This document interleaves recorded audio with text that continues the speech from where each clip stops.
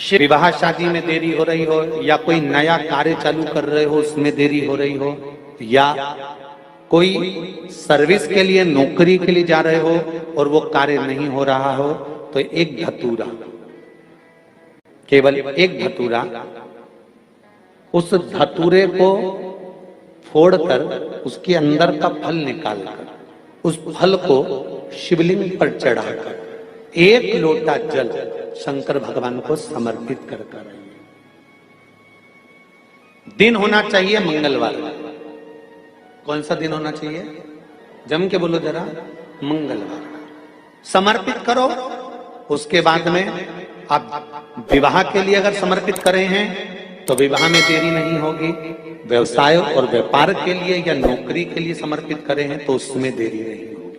जितने आस्था चैनल पर कथा सुन रहे हो, जितने फेसबुक और यूट्यूब पर सुन रहे हो, बहुत सावधानी से सुनना, बहुत ध्यान दीजिएगा। महाराज एक कथा बड़ी सुंदर है कि आप चाहते हैं कि कोई रोग हमको ना घेरे, आप चाहते हैं कि कोई रोग हमको ना घेरे, और आपको लग रहा है कि कोई रोग ऐसा है जो घेर रहा है, या कोई शरीर में ऐसा रोग उत्पन्न होने वाला है, या कोई बीमारी ऐसी उत्पन्न होने वाली, तो उसके लिए सबसे सुंदर तरीका कि शंकर जी पर अलोनी जो गोबरी होती है, गोबरी जानते हो, कंडा, अलोना कंडा, अलोनी गोबरी, मतलब गाय ने गोबर करा और वो सूख गया, उसको थापा नहीं गया, हाथ से कंडा नहीं बनाया गया, गोबरी नहीं बनाई गई, केवल गाय ने गोबर करा, वो सूख गया, और वो सूखा हुआ जो गोबर है उसको जलाकर जो भस्म तैयार करी है, उसको जलाकर जो हमने राख तैयार करी है, भस्म बनाई है, उस भस्म को जो तैयार करा गया है, वो भस्म शिव को जो हमने समर्पित करा, उस भस्म को सफेद वस्त्र में लिया और बाबा पर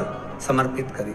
उसी भस्म को हम उठा कर लिया। और यदि आप भस्म नहीं चढ़ा सकते तो कभी विश्वनाथ जाएं तो वहां से भस्म लिया है, कभी उज्जैनी जाएं तो वहां से भस्म लिया है।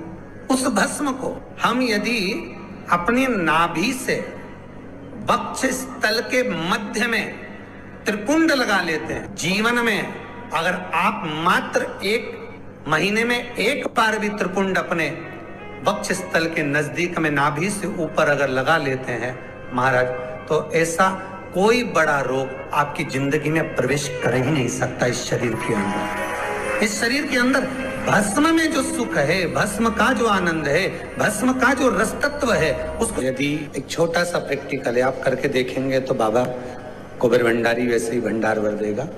थोड़ा सा प्रयास, अगर आपके सबके घर में गंगा जल है तो एक प्रयास करके देखिएगा। कोई कार्य के लिए आप जा रहे हैं और वो कार्य अटक रहा है, नहीं हो रहा, बहुत प्रयास कर लिया, बहुत दिन से लगे हुए कि ये काम होना ही चाहिए, ये काम बहुत जरूरी और होना ही चाहिए, नहीं हो रहा, एक कटोरी में गंगा का जल निकाल लीजिए, और कटोरी में गंगा का जल निकाल कर तुम्हारे घर में एक सिक्का पड़ा हो, 1 रुपया, 2 रुपया, 5 रुपया, कोई सा भी एक सिक्का पड़ा हो, जो भी सिक्का पड़ा हो, कुंदकेश्वर महादेव का नाम लेकर, जहां परिंडा होता है, पानी का मटका होता है, पितरों का स्थान होता है, हंडा भरते हो, मटका भरते हो, उसके पास में उस कटोरी को रखकर 1 का सिक्का, 2 का सिक्का, 5 का सिक्का, 10 का सिक्का, जो तुम्हारे पास सिक्का पड़ा हो, जो भी तुम्हारे पास पड़ा हो, वो सिक्के को हथेली में लेकर कुंदकेश्वर महादेव का नाम लेकर उस कटोरी में डाल दीजिए, और उस जल को नैनों से लगाकर आप काम के लिए निकल जाइए। वो काम आपका सफल होकर ही रहेगा, छूट नहीं सकता। गंगा के जल में वो बल होता है, और आप जो सिक्का डाल रहे हो वो ये समझ कर डालें कि कुंदकेश्वर महादेव को मैं गंगा में स्नान करने के लिए, हमारे यहाँ पहले हमने भी देखा, आपने भी देखा होगा, किसी जब बारिश नहीं होती है या कोई काम अटक जाता है, जब बारिश, तो क्या करते थे पहले के जमाने में कि मंदिर को पैक कर दे, उसमें पानी भर दे शंकर जी के ऊपर, आपने कई जगह देखा होगा, उसमें शिव जी को डुबा, तो किसके लिए डुबाते थे? कुंदकेश्वर महादेव के।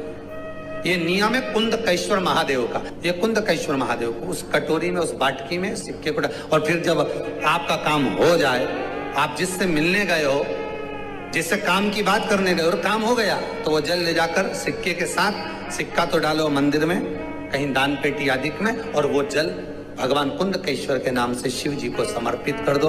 बाबा से विनती करो, बहुत बहुत साधुवाद है बाबा, आपने मेरी लाज रख ली, तेरी कृपा बनी रहे, बस ये सुख मिलता है, उसको धन्यवाद दो बाबा को। बार बार हम तो रोज कहते, रोज प्रतिदिन उठो और उठते से धन्यवाद दे दो, धन्यवाद, उठते से कहो। शिव को प्रिय है पुष्प में आंख का पुष्प, जो आंकड़े का पुष्प होता है शंकर को बड़ा प्रिय है। और दूसरे नंबर पर शंकर को प्रिय है शमी का पुष्प, बहुत ध्यान देना महाराज। तीसरे नंबर पर शंकर को प्रिय है महाराज सरसों का पुष्प। सरसों होती है ना, जो राई अपन बोते हैं, सरसों बोते हैं, उसमें पीले कलर का जो पुष्प लगता है।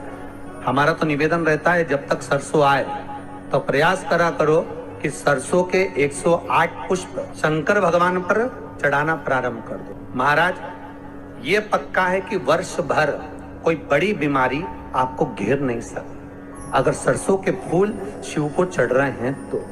और प्रयास करना कि सरसों का जो पुष्प होता है, सरसों का जो फूल होता है महाराज, अगर कोई व्यक्ति को किडनी या लीवर से जुड़ी हुई कोई तकलीफ होती है या किसी व्यक्ति का एक्सीडेंट हो गया होता है और उसका कोई अंग रह गया हो, कोई शरीर का कोई भाग रह गया और वो काम नहीं कर रहा हो, जैसे किसी के पांव रह जाते हैं एक्सीडेंट के बाद, किसी का हाथ रह जाता है या कोई अंग काम नहीं कर रहा हो, वहां ब्लड पहुंच नहीं रहा हो, वो जगह एकदम सुन्न हो गई हो, खाली पड़ गई हो, तो उसके लिए शिव महापुराण की कथा कहती है कि सरसों के पुष्प 11 शंकर जी के राइट भाग में, जहां शिव जी के गण दरवाजे के द्वारपाल मणिभद्र जिस जगह पर निवास करते हैं, कौन निवास करते हैं?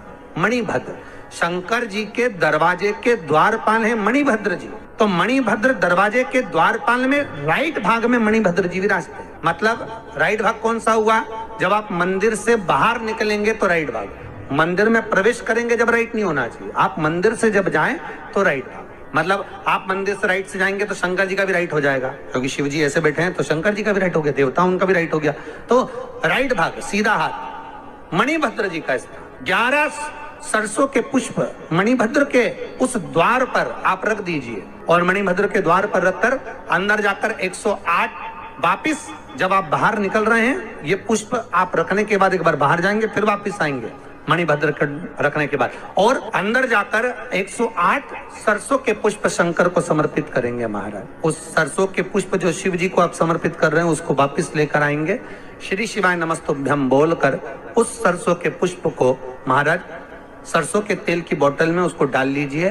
शंकर भगवान को शाम के समय प्रदोष काल में उस तेल को वापस ले जाकर चढ़ा दीजिए शिव जी को, उसको वापस लेकर आ जाइए। उस तेल का प्रयोग आप नाभि में डालिए और जो शरीर काम नहीं कर रहा उस स्थान पर कम से कम 15 दिन 20 दिन तक उसकी मालिश करना प्रारंभ करिए। बाबा चाहेगा तो चलाने का प्रयास कर देगा और वो अंग वो शरीर काम करने लगेगा। मणिभद्र का स्मरण। सूर्य नारायण भगवान को जब जल चढ़ाया जाता है, हाथ सिर से 8 इंच की दूरी पर होना चाहिए। जम के बोलिए, सिर से कितना ऊंचा होना चाहिए? 8 इंच ऊपर अपना हाथ होना चाहिए मस्तक से सूर्य को जल चढ़ाते समय। और न चांदी का, न स्टील का, न लोहे का, न प्लास्टिक का, न कांच का, न सोने का कोई बर्तन, न कांसे का, न एल्युमिनियम का, न पीतल का, केवल एक पात्र होना चाहिए, वो है तांबे का। काय का पात्र होना चाहिए? तांबे का पात्र। और सूर्य नारायण भगवान को जब 8 इंच ऊपर तुम्हारा हस्त है और जब हम सूर्य को जल चढ़ा रहे हैं, कैसे जल चढ़ाना है वो भी समझ लीजिए। अगर कोई कैंसर का मरीज है जिसके चेस्ट में कैंसर आ गया हो, लेफ्ट में राइट में कहीं पर कैंसर आ गया हो या कोई गठान आ गई हो, तो महाराज आप जल चढ़ाते समय उस जल की धार को सूर्य भगवान को जब चढ़ा रहे हो तो धार आपकी गठान की ओर जाना चाहिए, जिससे सूर्य की किरण उस जल में से आपके उस स्थान पर पड़े, उस जगह पर पड़े जहां पर गठान है।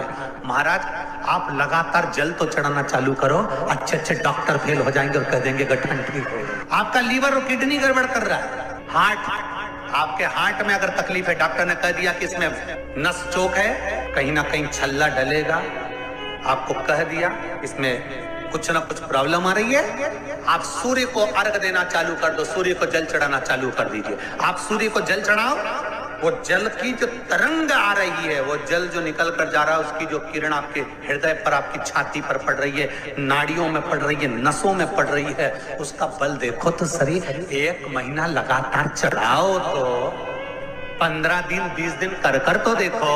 सूर्य नारायण भगवान को जल चढ़ाते समय आपके पंजों की एड़ी ऊंची नहीं होना चाहिए। आपका पंजा पांव का पूरा जमा होना चाहिए भूमि पर।